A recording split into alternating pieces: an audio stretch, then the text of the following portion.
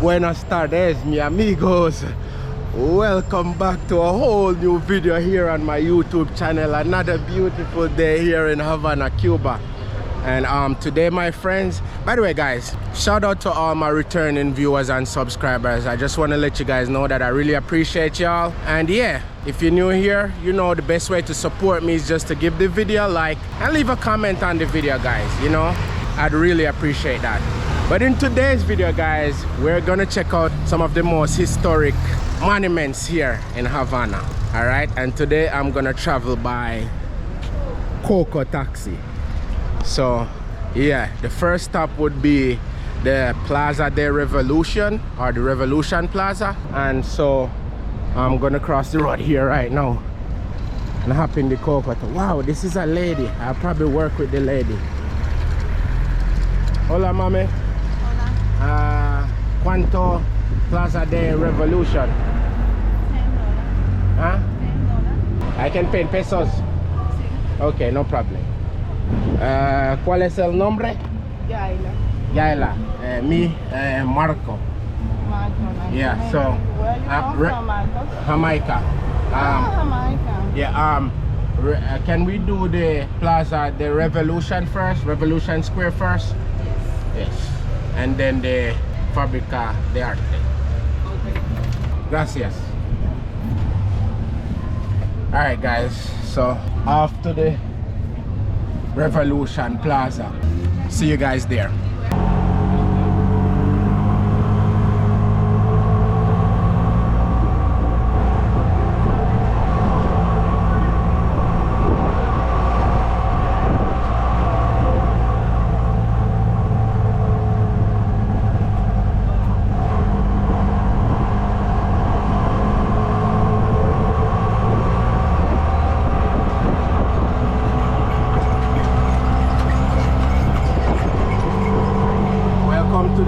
Taxi, guys. It's another great way to get around here in Havana. Public transport, you know.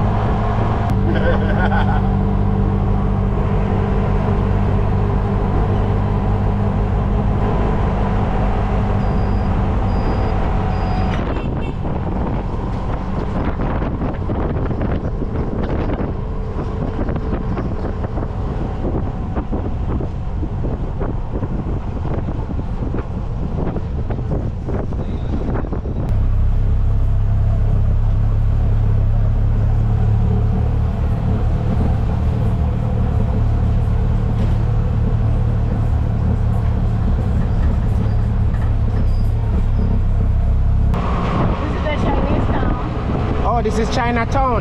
Yes, Chinatown. Okay. Okay. Wow guys, we're actually going through the Chinatown right now. I think we got a little peep at that in my first video here in Cuba. By the way, there are no more Chinese here, by the way.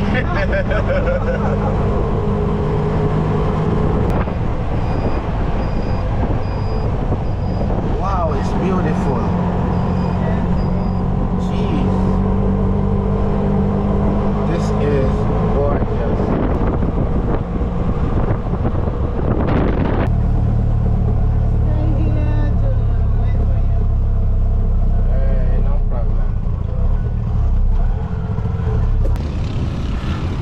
Wow guys, look at that.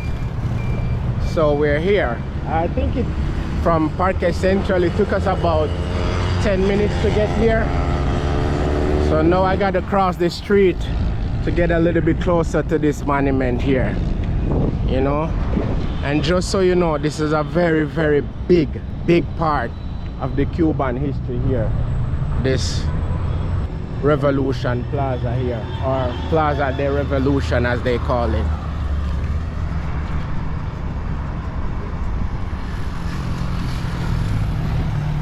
Yeah guys, we're here.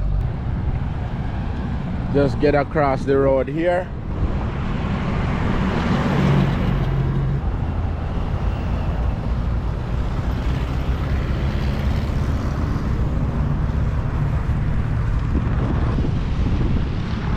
Wow, the closer we get, the more beautiful this thing looks.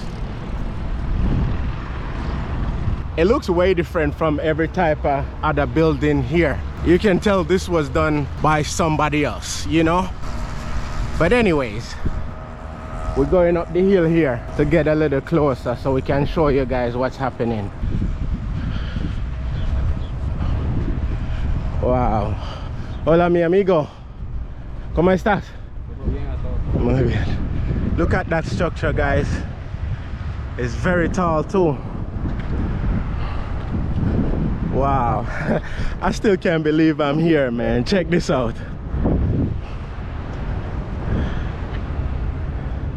So guys, prior to the revolution here in Cuba, Cuba was ruled by an elected government. His name was Fulgencio Batista. And I think his tenure lasted somewhere between 1940 and 1944. Wow, across the street there too, I think that one is Che Guevara. He's another powerful guy here too. And I'm not quite sure who that one is. It says it on the wall, but I'll have to look that up some more. But this one, and I think another university, was built by Mr. Batista, you know. And Mr. Batista had friends in America, but he was also a part of the mafioso. So due to the fact that he had friends in America, once they signed that thing, it's not even going to change. So that's why the US still have the right to Guantanamo Bay till this day. You know what I'm saying? But that's crazy because I never even know the history gets so deep. And by the way, guys, if you know some more about the history, please elaborate in the comment section, okay? And don't forget, as usual, give the video a thumbs up. But yeah, man, that's the Revolution Square once again, built by Mr. Batista. How cool, guys. This structure is very, very beautiful. But yeah, guys, this is another historic place to come and see if you ever visit Havana. But anyways, on to the next stop. All right, catch you guys there. So now we're off to Fabrica de Arte, Cuba.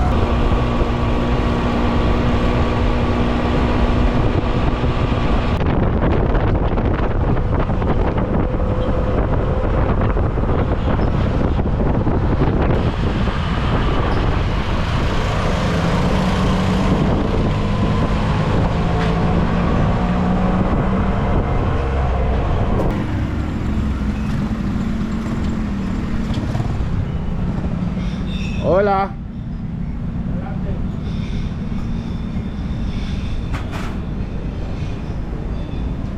Fabrica de Arte. Can I go in? Wow, guys, so Fabrica de Arte is closed now. Oh, okay. They have a barcode here that you can scan for a digital tour. But let me just tell you what it is, guys. It is an old oil factory that they converted into an art museum and a nightclub. So it doesn't open until the nightclub hours from Tuesday until Sunday, 8 p.m. until 3 a.m. So I'll definitely come back tonight to show you guys more of the art that is here.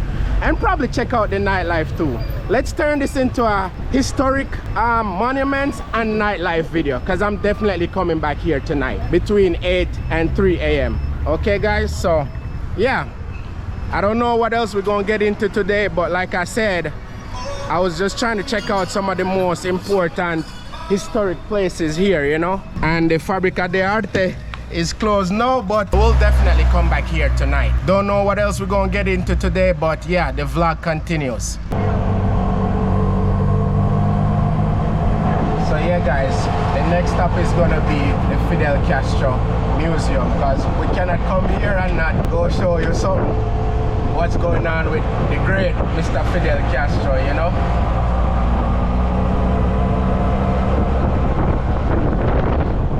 Wow, guys, this is it here. This is the Fidel Castro Museum.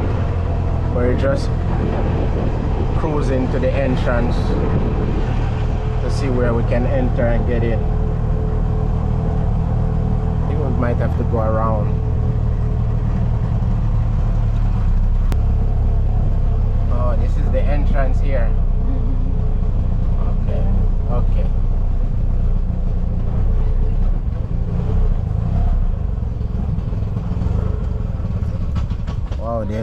in, guys. Un momento, okay? Oh, guys, there's a line to get in. But it doesn't matter. I'm going in. That's what I'm here for.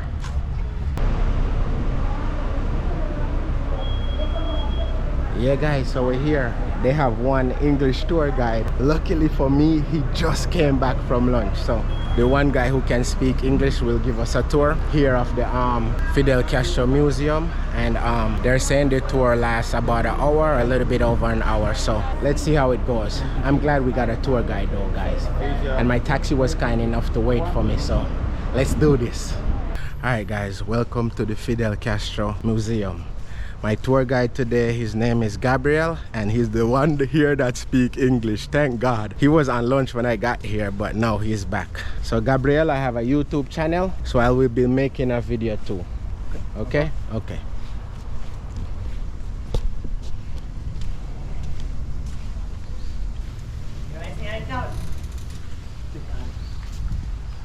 Okay, so first of all, a brief introduction to the center. The Fidel Castro Ruz Center is a public institution dedicated to the investigation, study, and showing of Fidel's life and work. It is the only institution of its kind that exists in Cuba because Fidel never wanted his name to be used for any public institutions, any plazas, any streets, any schools. And in December of 2016, a month after he had passed away, the Cuban Parliament created a law that would regulate the use of his name. But in its second article, it would create an exception that would allow the existence of only one institution that would have to dedicate itself to studying and investigating his life and work, which is the center that we find themselves. Okay, okay. Now, to be clear, this house never belonged to Fidel. This house never belonged to his family. He never lived here. We don't even have any information that he ever visited this place. This house was chosen by the historian of the city of Havana, Eusebio Leal, because of its very important historical and heritage value. The house was built in 1894, and it belonged to a very wealthy Cuban family. Okay. The owners were Emilia Hidalgo Borges and Enrique Conini Rafecas. Enrique was a member of the army of the last War of Independence of 1895. He would reach the rank of captain of the army.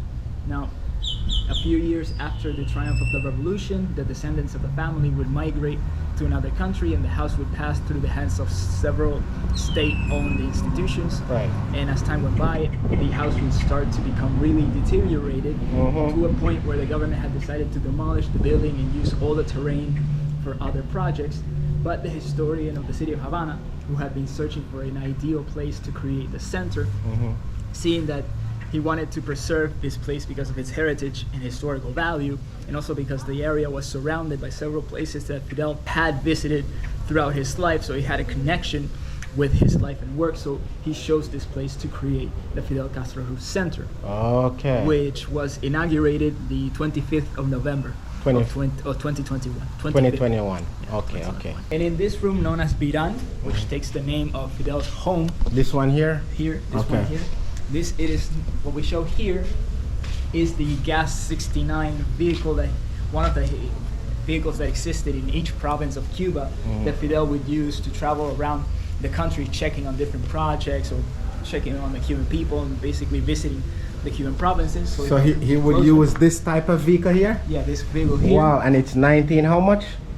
No, it was built in the Soviet Union. It's known as the Gas 69. So Gas 69. He would use it since the very beginning of the revolution in the 1960s. And we can actually see here several pictures of when he would use some of these vehicles, and we can see. Oh yes, I see him. He's right here. He's actually driving one of these cars. Fidel was the only political leader to drive for other political leaders that would visit the country. We can actually see when the first president of Angola, Agustino Neto, visited Mr. Cuba. Castro was driving him around. He was driving him around. That's in cool. the area of Havana. We can see that. That's cool. I like that. Wow, guys, you heard that? Mr. Castro, he would take it personal on himself for whenever a country president visited, he drive them around himself. That's hella cool. I like that. We actually see an example of the great confidence that Fidel had in the Cuban people. In a moment where he was driving in the province of Camagüey, the moment he had thirst, he accepted to drink water from a bottle that was given to him by someone from the crowd. So that great confidence that he had. Of course, because anybody could poison him or something. So that really is confidence. Exactly. And we can see as well here a delegation from the Soviet Union that came in a moment where the Soviet Union had told Cuba that it would buy all the sugar that it would produce, a moment where the United States had stopped buying all the sugar that we were producing, which was our main market in the United States. So the Soviet Union came in and took the market. Yeah, so we can see Fidel driving for this Soviet delegation, showing them the areas where the sugar cane was being cut down and was being processed into sugar, so they could become more interested in this project. Wow, that's amazing to learn, man. I didn't know that. And he loved to drive in these cars because you can see, since it had these big windows, he didn't like to drive in these cars, presidential cars with the windows all boarded up. Because he wanted to be close to the people, to be able to listen to what the people had to say, listen to their ideas, any problems that they had. So he liked to travel with these cars because we can see here, it allowed him to be closer to the people. So basically, guys, Mr. Castro initially liked to travel in these cars as a president without the windows because it makes him feel closer to the people. How great is that, man? This man really was a great man. By the way, guys, if you're watching the video right now, give the video a like, and if you're new here, subscribe. We have these QR codes here in the exterior where people can come and scan it and take information from the dates on the QR code, so they can just come and take this information for free. And wow, you hear that, guys? That's hella cool. They got QR codes here you can scan, and it tells you all the information from back in that date, whatever happened. You know what I'm saying? That's cool. There's actually one here. So if you come here, you can scan these things here, those QR codes, and it gives you all the info. That's amazing. Really amazing. Guys, also it's important to note, this store is absolutely free of charge. No charge. It's open to the public. You know, you just have to come and check in and wait, and they'll assign a tour guide for you.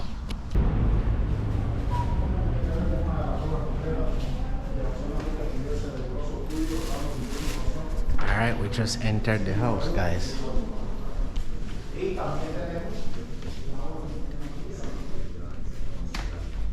So this room is known as Cuba, and it's the only room in the house that recreates how it used to look like before it became a state-owned institution. And the only original things that we still preserve from that time are this mirror right here, as well as the images on the walls of our meeting room. Okay, over here. Over here, yeah. Okay. That's the ones that we can see on the walls. Right. But this room is also known as Cuba because what we show here are the different medals, gifts, and condecorations that Fidel received from Cuba and from other countries. And they are shown here because he always said that he received them in the name of the Cuban people, and thus they belong to the Cuban people. So at first he asked his very dear friend and revolutionary colleague, Celia Sanchez, to gather these objects, to organize them, and to send them to different museums across the country so that the Cuban people could see them.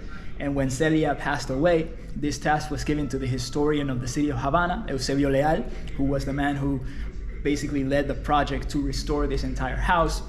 Okay. So he was given the project to continue gathering these objects and sending them across the country. And an example that we have here, right in the center, we have this blue color known as the Order of Prince Yaroslav the Wise. It is from Ukraine, and it was given to Fidel in the year 1999 as a thank you for the medical treatment that many of the children of Chernobyl received here in Cuba. They were brought, many of these children after the nuclear disaster were brought to Cuba to receive medical treatment. And so Ukraine, as a thank you, they granted this order to Fidel. Oh wow, that's amazing. Yeah, we can see here in the legend several medals, condecorations from the Soviet Union, from Guatemala. We even have one from Jamaica. Oh yes? From the 6 and 7, we can see here. Which one is that? We can see here, we have 6 and 7, these two. Okay, so these two, this one and this one is from Jamaica. Yeah, number 6 and 7. And do you know who was the ruling prime minister for Jamaica when Right now, I don't Okay. know if I can find the But if information. you and tell me the year, I will know. Yeah, I can find that for you in the information next, and I can bring it. No problem. So what we have that here is the only bust of Fidel that exists in Cuba, because he never wanted his image to be turned into a statue, to be turned into a bust, and even the law established by the Cuban parliament in December of 2016, after he had passed away, basically established this prohibition as well, only for Cuba. Other countries have statues, busts, plazas. There's even a mountain in Turin in Italy that has Fidel's name. But in Cuba, Only law, this one. only this one. Because this they passed the law. This one was created by a Chinese sculptor, and it was brought to Cuba personally by President Xi Jinping in the year 2014. And it doesn't break with the prohibition, because as we can see in this picture, Fidel himself received it in his home. He accepted to take a picture right next to it, so it's as if the center had his permission to show it here, and we show it inside the institution and not outside, because we knew that if we placed it outside and the people saw it, they would want to place flowers on it to pay tribute to it. So to avoid that, which Fidel never wanted to happen with his image, that cult to his personality, That's why you keep it we inside. keep it inside the institution. Okay, gotcha. And last, what we have here are other objects. For example, his ID card as a citizen of the Republic of Cuba. Wow. In the center, his ID card as a member of the Cuban Communist Party. And this is his ID card as a member of the Cuban Parliament. Wow. That's so cool. And last, we have this religious book that was a personal gift given to Fidel by Pope Francis when he visited Cuba in the year 2015. Oh. And the Pope gave this book to Fidel personally in his home. In his home? Yes, in his home. Okay. He visited Fidel in his home and he gave this book. Okay, okay. Wow, guys.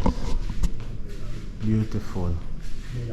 So much history I'm getting right now that I never knew about, you know. Anyways, the tour continues.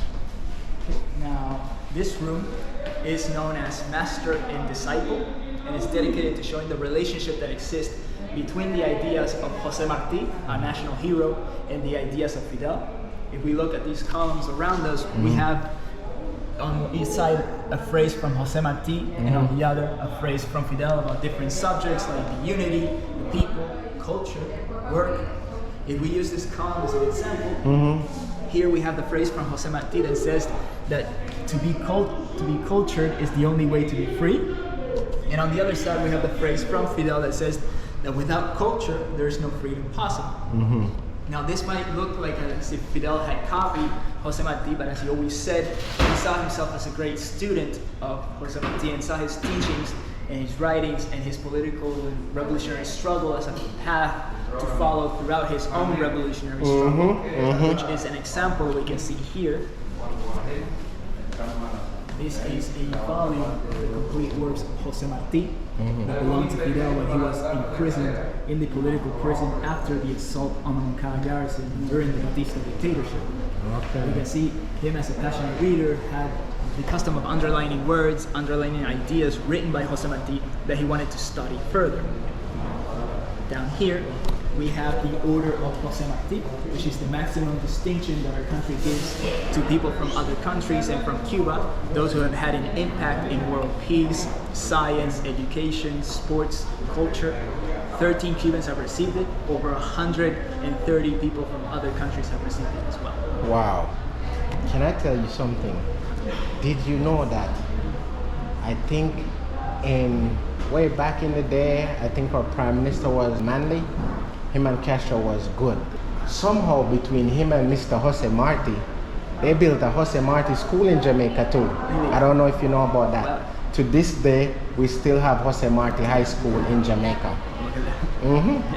So back in the day, we were really close with Cuba. Yeah, that's what there were several Caribbean countries at that time that started to rebuild their relationship with Cuba.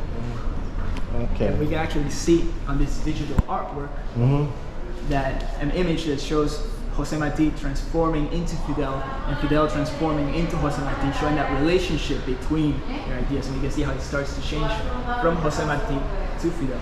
Okay, that's cool. That's so cool. Wow, now it's going to Fidel. Jeez. Okay, Now, this room is known as the word or the speech, and it's dedicated to showing the many speeches that Fidel gave here in Cuba, and in other countries, and in different international events. We have here in the center this podium that is original, that Fidel used in many of his speeches here in Cuba. We can actually see on the top screen an image of the speech that he gave in the University of Havana in 2005. We can see even that the only thing that is not original is the shield that it used to be in the front. Yeah, it looked just the same. But it was moved to this area so that the people who visit us can see it better on this side. Okay. On this podium, what we have are only fragments of his speeches, because as many people know, his speeches were really long. He actually has the record for the longest speech given in the United Nations of 4 hours and 15 minutes straight. Whoa! And the longest one here in Cuba is approximately 7 hours straight. Wow. So that's why we only have his fragments, because we would be an entire day here yeah, listening to his speech. We yeah, wouldn't be able to finish the tour. Right.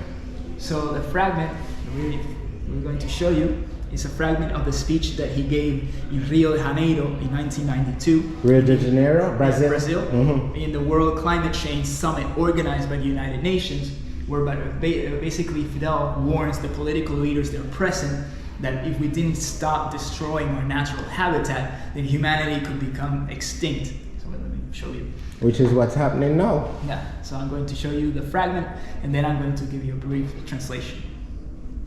Una importante especie biológica está en riesgo de desaparecer por la rápida y progresiva liquidación de sus condiciones naturales de vida, el hombre. So basically what he just said is that a very important biological species is becoming in danger of disappearing because of the rapid and progressive destruction of its natural means of existence, mankind. And then he would go to warn those there present, that basically to tell them what needed to be done to preserve our world and to preserve our habitat so that we didn't become extinct. Wow. I just have to touch this. Is it okay? Yeah, no problem. Yeah. Mr. Fidel spoke on this, so I want to touch this here. You know? Alright. We can see here an example of the notes that he took for the speech that we just heard. His reading glasses as well. Wow. And over here we have some books written by Fidel or written by other authors about Fidel, either written to these languages or translated into these languages. We have approximately 16, like Vietnamese, Chinese, Russian, English, Portuguese. So it's an example of how Fidel's political figure and his ideas became completely universal. And every few months we even have people that come to the center and bring a book about Fidel or the revolution written in their languages, so we add them to the collection. Wow. They donate these books. Wow, this is such a cool place, man. I had no idea I was up for this experience today. So that's pretty good. Wow, guys, I'm loving this. Aren't you? If you are, give the video a like right now. And if you're new here, subscribe. Wow, this is another room here. So what we show in this room is basically an idea that Fidel always carried in his heart, that he always promoted, the solidarity aid to other countries. You can drag this. Drag this one? Yeah, over here. Okay, so boom. We can here see a summary in chronological order of his visits to Jamaica. To Jamaica. For example, the very first one was in 1977. October. Yeah, October. It says October, right? October. And here we have a small gallery of his visits to Jamaica. To Jamaica. You can drag whichever. So just drag one and it will glow. I told you it was Mr. Manley. Wow, guys, this is Mr. Manley and Mr. Castro when he came to Jamaica. That's why I tell everybody, Mr. Manley was one of our best prime ministers ever in Jamaica, man. Can we try something else? Let's see what else we can do here. Let's try this one. You can translate in... Yeah, this is where they basically Fidel being welcomed by the Jamaican people. Yeah. Wow, guys. In Sunshine. That's awesome, guys. You saw that? That was when he was visited and welcomed by the Jamaican people in Sam Sharp Square, Montego Bay. Look at that. A lot of history. Now, if we can go see the visits from Jamaica To Cuba. So this is when Mr. Manley came to Cuba now. This is here, the very first from 1974, and here we can see some images of that. Okay, let's see how Mr. Castro was driving Mr. Manley around. Let's pull it. You see that, guys? He always liked to drive the presidents or prime ministers that visited Cuba around by himself in cars with no windows. That's the trust he had in the people, you know? Man, that's amazing to learn. Really, really amazing. So this room is known as Fidel is Fidel, and is dedicated to showing different important figures of Cuba. One international figure explaining what Fidel meant to them personally, what they felt about Fidel. And at the end, in that last screen, you will be able to see some images of Fidel's life, as well as some images of the caravan that took his ashes from Havana all the way to Santiago. Okay. So let's stand over here, looking first at these two walls. These two.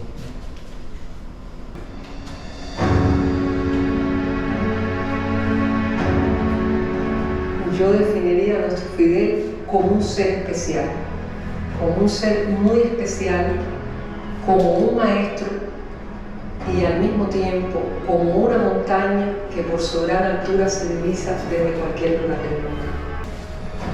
La fuma. Fidel Castro le dio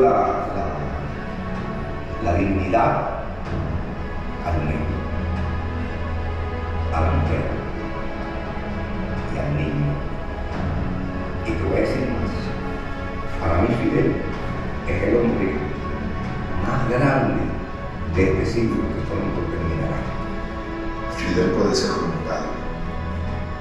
padre más allá de las dimensiones humanas, más allá de las dimensiones de los formatos. Y yo pudiera pensar que él me diría como si fuera un hijo profundo, un hijo comprometido, un hijo con toda la extensión de la palabra, espiritual, político, solar.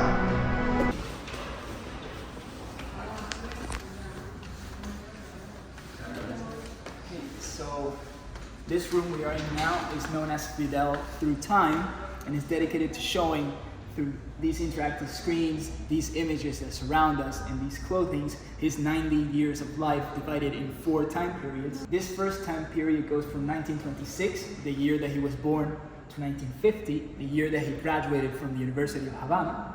If we go to 1926, we can see, for example, a picture of his home in Viran, in the Cuban province of Holguin, where he was born. The 13th of August.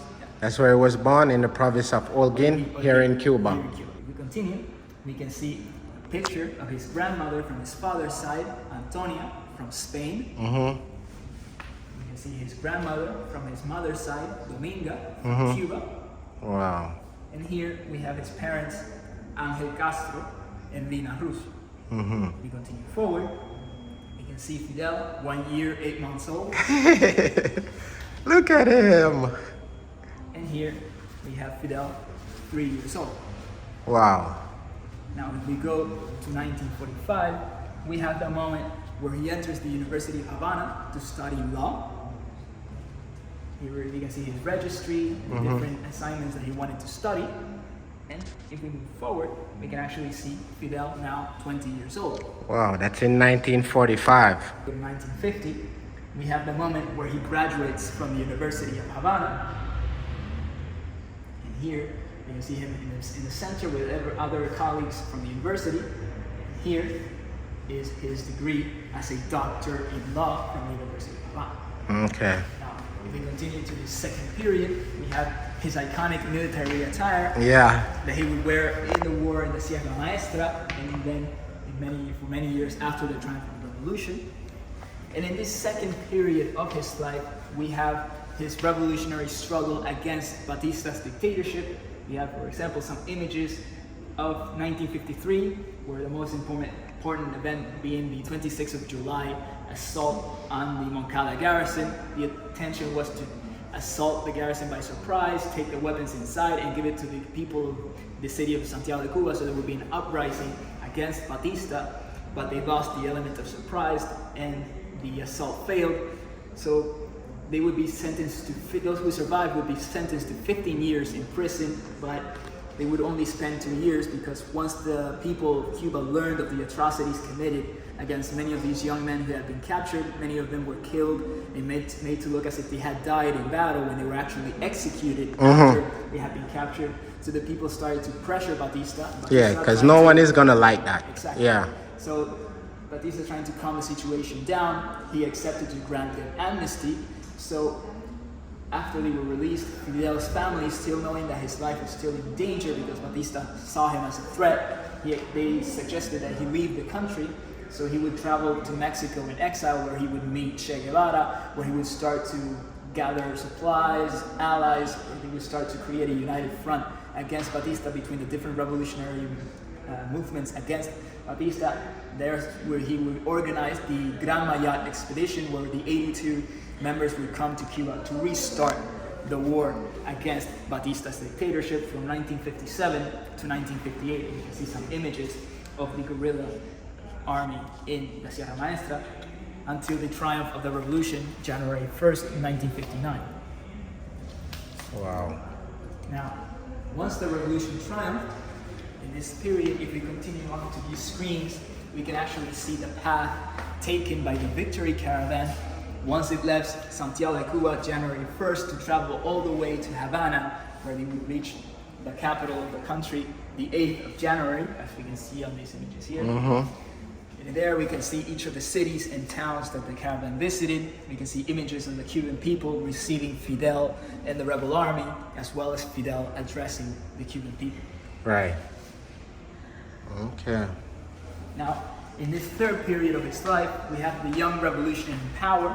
We have one of the first revolutionary laws passed, which is the first law of agrarian reforms, which was used to take a percentage of the land that was being controlled by the big American companies that had the best lands in Cuba and basically controlled the majority of the land in Cuba. So how did the American control it? The previous government basically gave this land to the United States. They basically were favored by the previous governments here. So they controlled the best lands in the country. So Batista and America was close friends? Yes, they were close friends. Because I think I was hearing that's how Guantanamo Bay came about. Guantanamo Bay came to exist a few years before.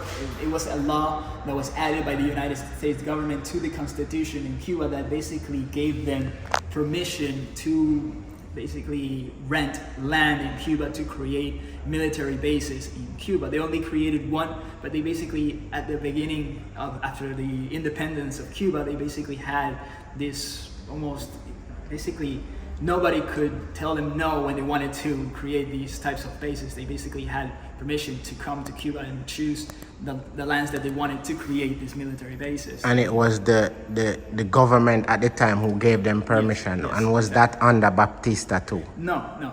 The base already existed before Batista. Okay.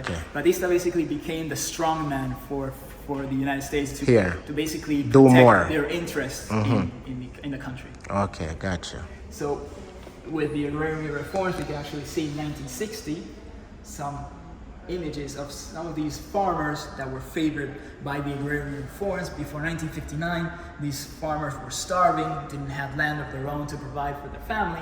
So with this deed of ownership of the land, they were basically given a percentage of these lands that were controlled by the United States companies in Cuba. So they could basically take care of their families, provide for their family, feed their families. And they were signed personally by Fidel at that time. Okay. If we continue to this fourth and last period of Fidel's life, if we look at this Guayabera, it is original. This one here, this was for him? Yeah. Okay. And if we go to this fourth and last period of his life, if we go to 1994, we have an image of the first time that Fidel appeared in public wearing this Guayabera. Okay. No longer wearing his military attire. This was a suggestion from his very dear friend, the Colombian writer Gabriel Garcia Marquez, who, knowing that Fidel was always being criticized for going dressed to international events as a soldier, he suggested that at least once Fidel would go dressed in a much more formal civilian attire. Fidel accepted. He took off his military jacket, put on the Guayabera, and surprised many people, especially the Cuban people who were not used to seeing Fidel wearing our traditional attire, no longer wearing one of those military attire. Right. Wow. If we go to the 2016, 10 years after he had retired from politics because of his poor health conditions, the last year of his life, we have the last time that he appeared in public alongside his brother Fidel Castro. This was in the closure of the 7th Congress of the Cuban Communist Party, where he basically bid farewell to the Cuban people, almost as if he knew that He was year going was to the die. last year. Yeah. Here we have when the children's cultural company, La Colmenita, celebrated his 90th birthday. We also have an image of the front page of the Granma newspaper giving the news of his passing, the 25th of November of 2016. We have images of the Cuban people paying tribute to Fidel in the Revolutionary Square, listening to speeches from political leaders that had come to basically pay tribute to Fidel. So many people. Yeah, I just left the Revolutionary Square. This is Che, right? Yeah, that's Che. This is Camilo Cienfuegos, another commander of the revolution. Okay. And here we have images of the caravan that took his ashes from Havana all the way to Santiago de Cuba, taking the same path as the caravan of 1959, but in reverse. Wow. And last, we have his monument in the cemetery in Santiago de Cuba.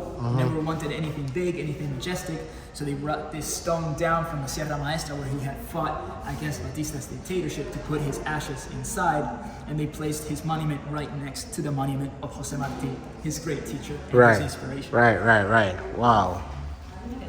So it's really important that I'm learning today that Mr. Jose Marti was like an idol to Mr. Castro, and he basically modeled his way of leading from Mr. Jose Marti. That's very important to learn and know, guys.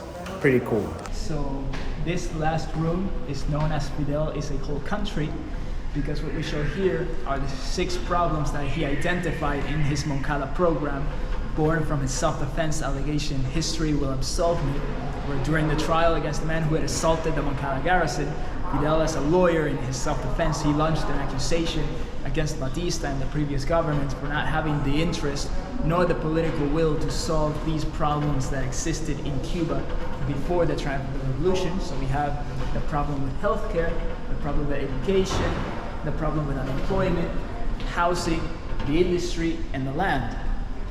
Next to each of these images that show how the Cuban people lived before 1959, we have these interactive screens that show the many laws, decrees, and resolutions passed by the revolution to solve these problems. And we even have a small gallery that shows images of People Cuba actually doing the work. Yes, after 1959, all these laws taking effect. So if we use, for example, healthcare, we have that before 1959, we can see how there was a huge mortality rate in children because they lived in areas where there were no hospitals, no doctors, they were completely abandoned by the previous governments. So many of them died from malnutrition, from parasites. You can actually see a hospital here in Havana. You can see the conditions that it was. So when the revolution triumphed, they not only created more hospitals and expanded the ones that existed, but they graduated more doctors, and those first doctors graduated by the revolution were integrated into medical brigades that were sent to the rural areas and mountains to provide health care to this part of the population that had been completely forgotten by the previous governments. In the case of education, we have that before 1959, there was a huge percent of the Cuban population that didn't know how to read or write. Those who could go to school, who could afford to go to school, you can see the conditions that the few schools that existed in Cuba at that time had. Wow, that's what the school classroom looked like? Yeah, so the public schools looked like at that time. Wow. You can see that many children lived and slept on the streets with their families, and many times had to work on the streets, selling newspapers, cleaning shoes, or even cutting down sugarcane in the fields to be able to feed themselves, so they couldn't go to school. So when the revolution triumphed, not only did any type of child labor was completely forbidden, but also many of the Batista military garrisons were turned into schools to provide education to the people. The Moncada garrison actually became one of the biggest schools created by the revolution because it was given to the Ministry of Education. And also, there was this big literacy campaign carried out at the beginning that managed to eliminate illiteracy in Cuba in a year. Oh, So wow, in a year? In a year. That's pretty awesome. We also had the problem of the unemployment. You can see how there were over 665,000 Cubans that didn't have jobs. They depended on gambling, prostitution, and asking for money on the streets to survive. Only those who actually belonged to wealthy families could afford to go to get work because of the connection of the parents. You can see the conditions in which the Cuban people lived before 1959, and the conditions. These are housings in Havana. At the time, they all packed in the same places in these rundown buildings. You can see. Wow. In the case of the industry, we have how all these yellow triangles represent the big American companies that controlled the majority of the land in Cuba and the best lands in Cuba.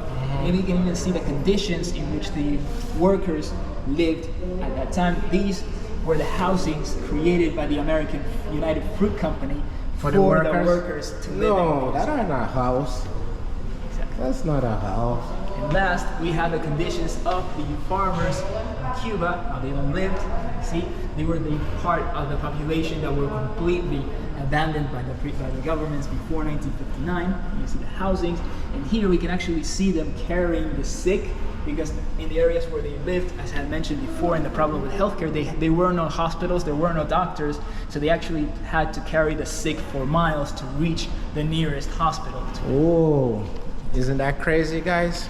And we can actually see here Batista, who was the dictator before the triumph of the revolution, inspecting an American tank that was sent during his government. Wow. Wow, guys. Oh, this is quite an intense tour. I'm learning so much about Mr. Castro's history right now. So this is the end of our tour. I really hoped you enjoyed your visit to our center. I did. I know it's a lot of information for such a short time, so I always invite the people who visit us that if they ever in Cuba, if they ever in Havana and they wish to visit the center again, they can do so. We're always adding more information, adding more images, so we're always here willing to give as many tours as people wish. We're always here with the doors open to the center for anyone who wishes to visit the center, be it from Cuba and from any other country. We'll always be here willing to work with anyone who wishes to visit the center. So I hope you I want to take time out to thank you also, Gabriel. You've been wonderful. The best tour guide here that speaks English, guys, okay? Gabriel. Gracias, mi amigo. Thank you, man. It's a pleasure. God bless you. Thanks again, man. Appreciate it, all right? God bless you. Yeah, guys, hope you enjoyed the tour here of the Fidel Castro Museum. I'm gonna hop back into the Coco taxi, head back to Centro, and yeah, the video will continue later because I'm definitely gonna check out the Fabrica de Arte and maybe get into some nightlife. So catch you guys later. All right, guys, we're in a taxi. We're continuing the video from today. It's 9:14 now. We're heading to Fabrica de Arte. Hola, mi amigos. Hola, ¿todo bien? ¿Todo bien? Fábrica del Arte. ¿Cuál es el nombre? Jorge Luis. Jorge Luis. Me llamo Marco. Marco. Yes. All right, guys. So see you guys at Fabrica de Arte. This is how we ride it. Real old school style. Here in Havana, Cuba. Let's go!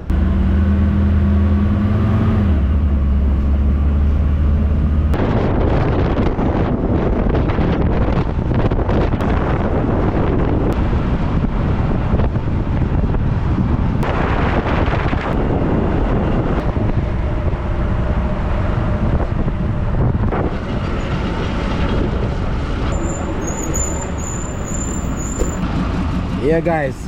That's my ride here. This is what I rode in here. So we made it. It's nighttime. This is where we was today and it was closed. Fabrica de Arte. We're going in tonight to see what's going on.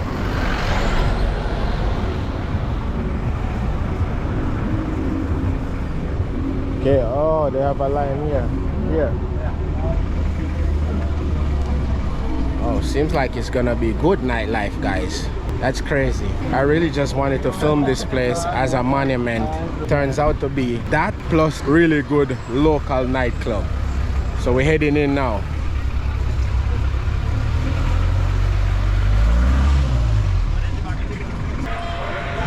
Security check, guys. Hey, man, thank you. Yeah, guys, look, already you see a lot of art on the wall. But let's find out how much to get in. Sorry, you speak English? A little bit. So I'm new here. This is my first time here, but my friend recommended the place. So it's a art gallery and nightclub. Yeah. How much to get in? 1,000 pesos. 1,000 pesos. 1,000. I pay you in dollars and you give me the change in pesos. Yeah. So it's equivalent to $4, guys, the cover charge. And so what does that include? I can tour the art gallery and then go to the club? Yeah. Change. Okay, gracias. All right, guys, up we go. By the way, guys, let me give you some info and do a little art tour before we go to the club. So after you pay $4 to enter, they're gonna give you this card. Each drink or food that you take, they're gonna write it on this card. And you don't pay until you leave. Okay, so you cannot lose this card. If you lose this card, they're gonna charge you extra 5,000 pesos just to replace the card.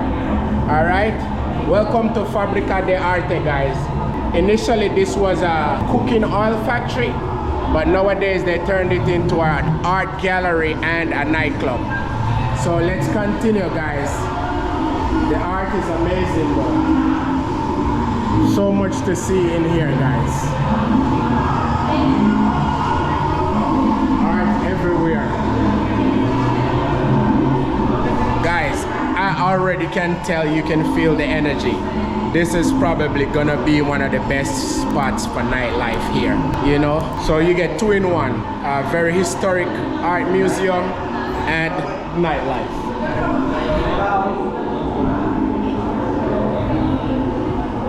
Wow, guys, there's like art everywhere. Shoot. Seems as if down here they have some type of snack area, food area here. Right here. Oh, and they have a bar on this side too. Oh, this is actually where I started. So we're gonna go back this way and keep going down some more. A lot of beautiful art in here though, guys. A lot of beautiful art. Jeez, I'm loving this already. Seems like there's a lot of locals here too. More locals than tourists, I should say.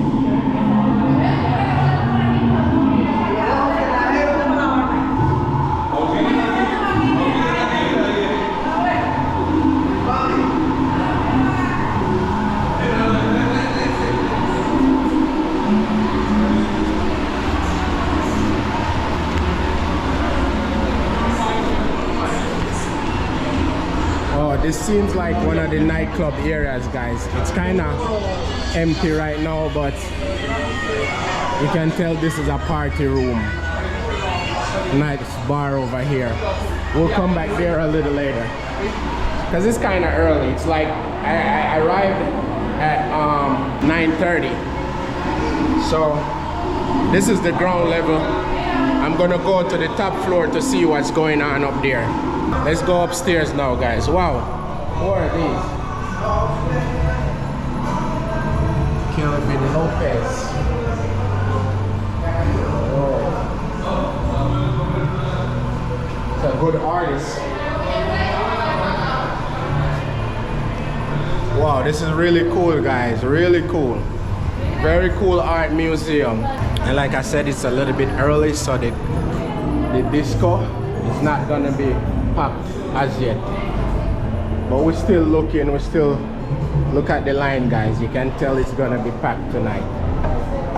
It's the weekend too. It's a Friday night, so you know how it is. I see a lot of people coming in, but we're going upstairs here.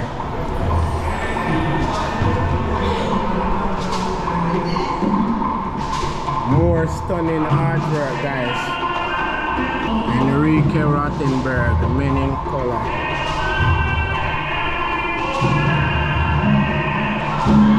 Crazy. By the way, guys, if you're watching the video right now, give the video a like, and if you're new here, subscribe.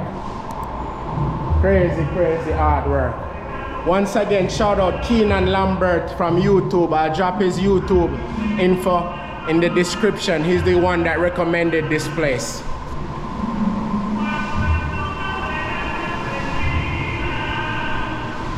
Wow. This place is sick. This is a real art gallery, guys. Sick, sick, sick, sick. All different type of art, guys. You'll definitely find something here to appreciate.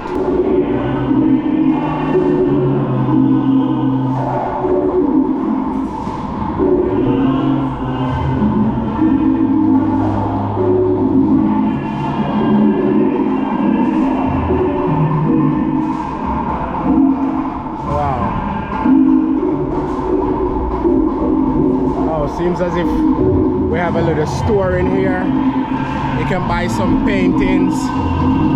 But guys, some really, really interesting artwork going on here.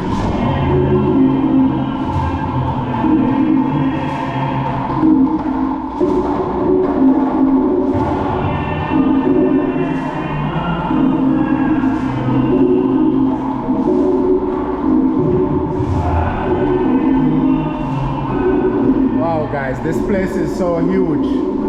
So guys, I'm heading in the direction of where you hear that music playing and the drum beating.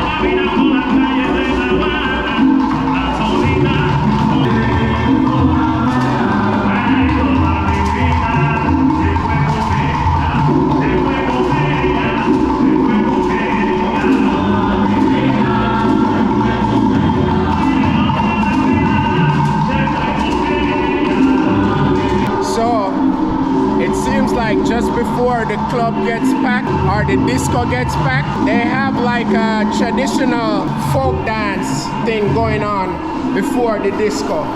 That's where I'm coming from just now, so that's cool. You can come out real early, sit and watch the traditional Cuban dancing, and then after that you can go to the nightclub, you know, or the disco as they would call it here. But for me, I'm not waiting till the nightclub get crowded. I'm going to the nightclub right now. I need to have a drink.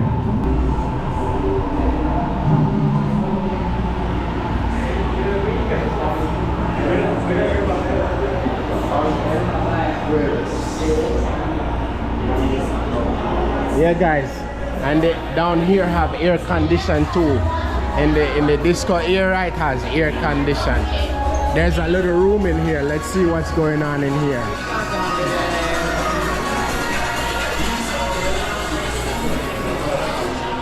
Okay, just people hanging out, chilling out. Got another little bar over here.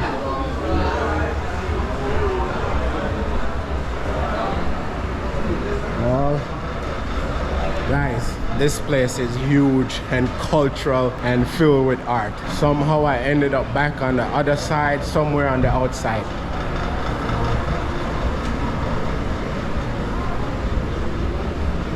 Crazy, guys, crazy, crazy. So you can get food here. This place is massive. Massive. Massive. Crazy, crazy, guys. I hope you guys are enjoying the video, man. I'm just soaking it all in. So it seems like this is the restaurant strip here, guys, the food strip. And restaurant, bar, stuff like that. Pretty cool. This is a really cool place. Highly recommended, guys. If you ever visit Cuba, make sure you come and visit Fabrica de Arte. And I think it opens from Tuesday through Sunday, 8 p.m. to 3 a.m. Don't forget. Yeah, guys, so I just ordered a drink. I'm gonna have a Jack and Coke. Let's go. Lovely bar here, though. Yeah, see. In the disco. Like I said, the disco is empty now because it's a bit early, but I'm pretty sure this is where everybody gonna end up at the end of the night, you know? As people are steadily streaming in. Gracias, mi amigo. Cheers, guys.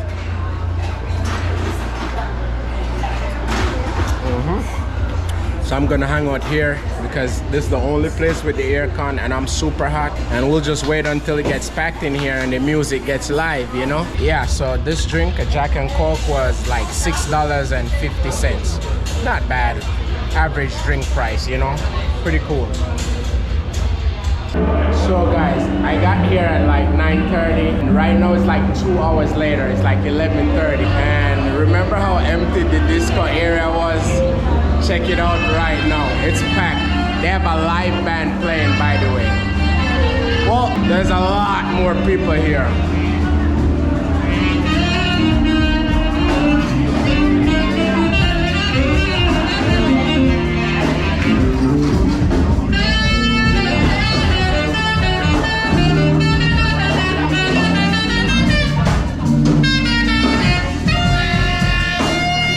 Fabrica de Arte is amazing.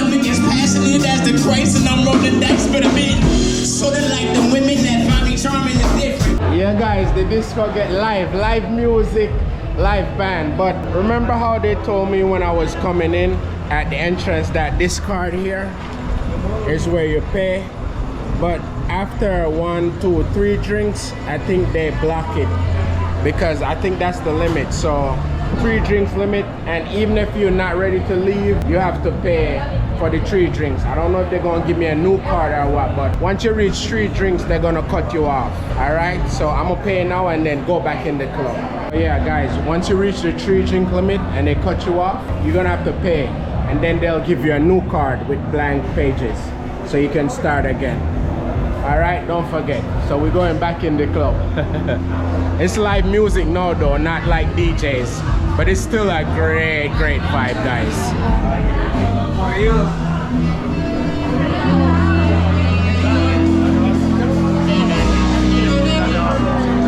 Great vibe.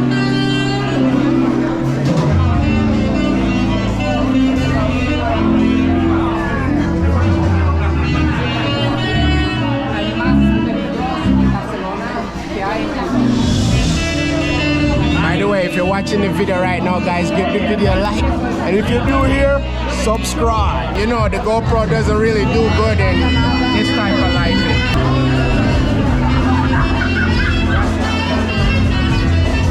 Cheers.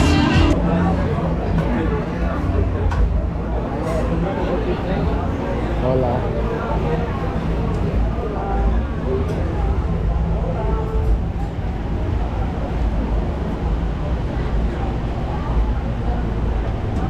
Yeah, guys, on the outside here is where the food stalls are. This place is amazing, man. Brilliant idea. An art gallery and club and bar and everything in one. Sick.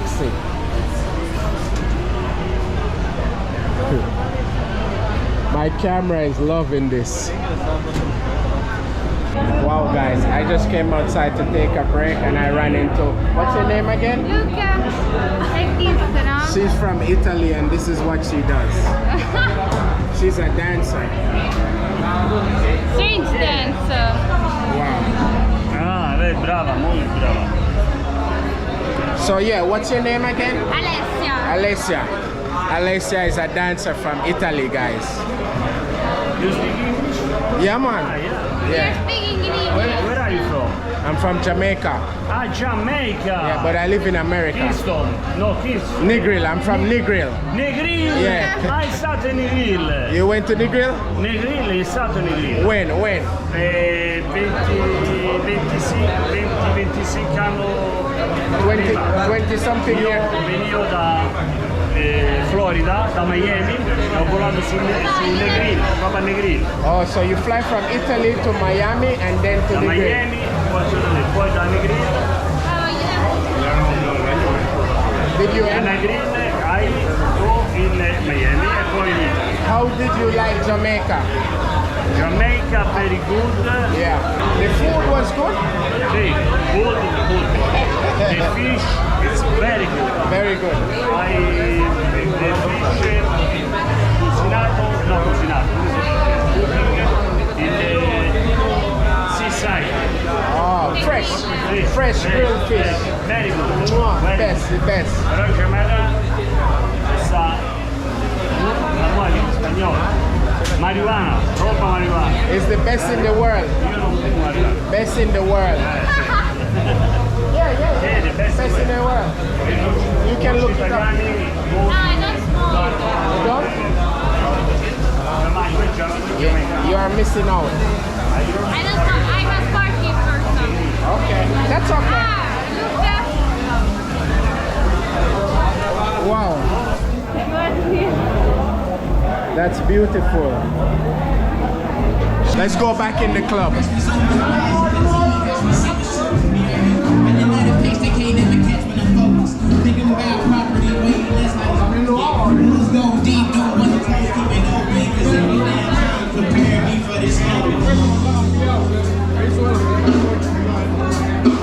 This is where the air condition is.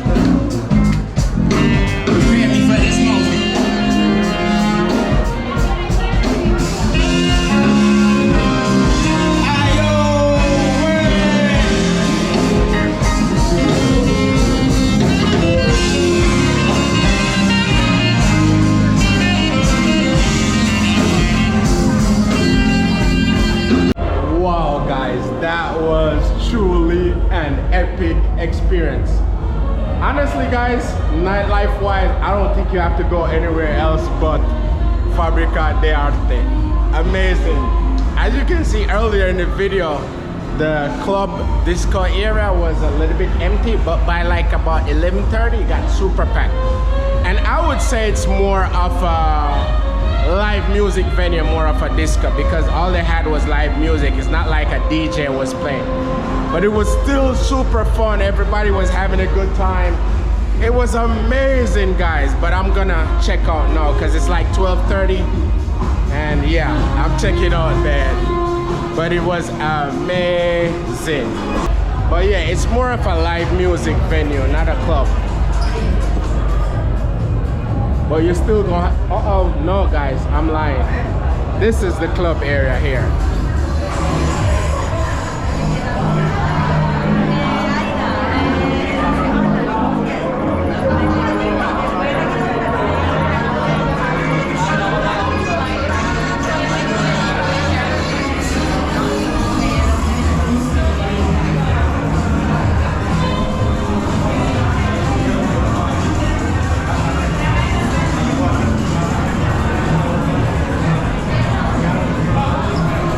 I'm just trying to exit now. It's like 12:30, I gotta go.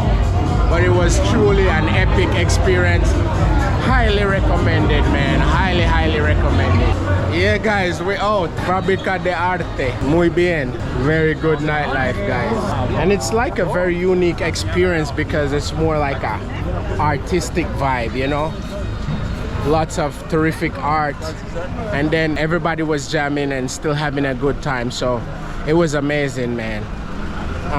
Yeah, so I think I'm gonna close the video here though, guys. Like, you know, I hope you enjoyed the video of my recommendations for some of the most historic places that you could visit here in Havana, with some bonus nightlife. All right, if you like the video, give the video a like, leave a comment, share, and if you're new here, subscribe. And like I always say, live free, dream big, and travel modestly, man. See you guys soon.